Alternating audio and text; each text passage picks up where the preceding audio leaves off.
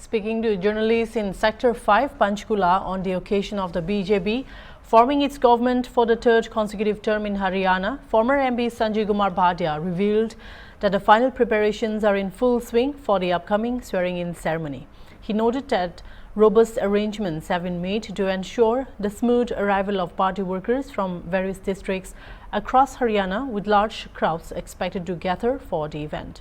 Bhatia emphasized that people from all corners of the state will attend the ceremony, eager to hear from Prime Minister Narendra Modi.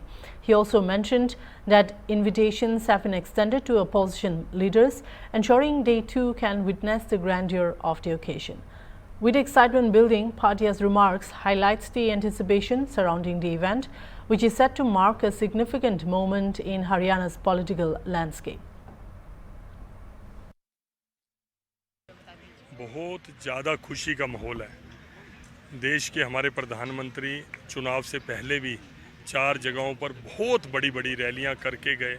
उन्होंने clear message दिया, सबसे आशीर्वाद मांगा, और सबसे बड़ी खुशी की बात है कि आशीर्वाद मिलने के बाद आज उस खुशी में शामिल होने के लिए इस देश के ही नहीं, दुनिया के सर्वश्रेष्ठ नेताओं में जिनका नाम आता है, ऐसे हमारे मोदी जी इस पल के साक्षी बनेंगे, इस ऐतिहासिक क्षण के साक्षी बनेंगे।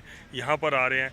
मैं पूरे हरियाणा की जनता की तरफ से, पूरे हरियाणा के भाईचारे की तरफ से, पूरे हरियाणा की 36 बरादरी की तरफ से उनका धन्यवाद भी करता हूँ और स्वागत भी करता हूँ। देखिए, जो पहले परेड ग्राउंड में रखा गया था, उसका ये था कि टेंटेटिव डेट जो हमारे पास आई थी मीडिया के माध्यम से, वो 15 तारीख आई थी। तो 15 के हिसाब से तैयारी करनी थी। वो हमने फिर, क्योंकि यहाँ पर दशहरा ग्राउंड है, यहाँ 12 तारीख को रावण दहन होना था और 13 को ये मैदान खाली होना था। केवल 14 की डेट में इतना बड़ा स्ट्रक्चर यहाँ खड़ा नहीं किया जा सकता था। उसके लिए 2-3 दिन 4 दिन की ज़रूरत थी मिनिमम। तो हमने ये स्थान बदल के परेड ग्राउंड करा। लेकिन जैसे ही हमें पता लगा कि ये 17 की तारीख हो गई है, तो हमारे पास सफिशेंट टाइम था इतना बड़ा स्ट्रक्चर खड़ा करने में। और कारण था, परेड ग्राउंड की जो कैपेसिटी थी इस मैदान से आधी थी, और लोगों का जो उत्साह आ रहा था, लोगों का जो फीडबैक आ रहा था कि लोग आना चाहते थे, हमें फ़ोन कर रहे थे कि भाई साहब मेरे लिए एक कुर्सी ज़रूर रखना। उस फीडबैक को देखते हुए हमें लगा कि परेड ग्राउंड बहुत छोटा पड़ेगा। मुझे तो ये ग्राउंड भी लग रहा है कि छोटा ही पड़ेगा। जिस तरह का फीडबैक आ रहा है, हम लोग बड़ी भारी संख्या में यहाँ आना चाहते हैं। मुझे लगता है माननीय अमित शाह जी तो 16 को यहीं हैं विधायक दल की मीटिंग के लिए। 17 को उन्होंने पहले ही आना था, इसलिए 16 को उन्होंने अपना रख के यहाँ पर रहने वाले हैं। हमारे कई स्टेटों के मुख्यमंत्री हैं, डिप्टी सीएम हैं। केवल बीजेपी शासित प्रदेश ही नहीं, एनडीए के शासित जो प्रदेश हैं, जहाँ एनडीए के सहयोगी दलों के मुख्यमंत्री हैं, वो भी इस आयोजन में शामिल होंगे। हाँ जी, विपक्ष का आपने बड़ा अच्छा एक सवाल मेरे से पूछा है कि सभी विपक्ष को ये देखिए निमंत्रण जाते हैं गवर्नर साहब की तरफ से, प्रोटोकॉल भी है, सबके पास जाएगा। लेकिन भारतीय जनता पार्टी की जो हमारी स्टेट लीडरशिप है, उस छोटी टोली की मीटिंग में मैं था।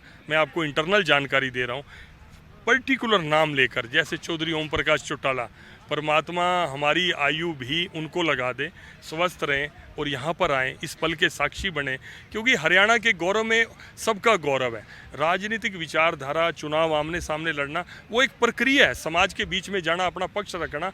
लेकिन जब सरकार बन जाती है तो किसी एक विशेष दल की नहीं रहती, वो हरियाणा के बच्चे बच्चे की सरकार होती है। तो मैं समझता हूँ कि सभी, चाहे चौधरी वीरेंद्र सिंह रहे हों, बड़े सम्मानित नेता हैं, हमारी बहन शैलजा हैं, तो सबको ही निमंत्रण जाएगा। और मैं सबसे आपके माध्यम से रिक्वेस्ट कर रहा हूं कि आप इस पल के साक्षी जरूर बने। और केवल मुख्यमंत्री और मंत्री पद की शपथ तो है ही है इस कार्यक्रम में। मैं चाहता हूं कि हम सब भी संकल्प करें। हरियाणा का बच्चा बच्चा, चाहे इस पंडाल के अंदर है, इस पंडाल से बाहर है, हरियाणा के किसी कोने में है, देश के किसी कोने में है, और हिंदुस्तानी दुनिया के किसी कोने में हरियाणा का अगर कोई भी बच्चा है, वो इस बात को संकल्पित होगा कि ये हमारी अपनी सरकार है और हम हरियाणा को और तरक्की के रास्ते पर लेकर जाएंगे।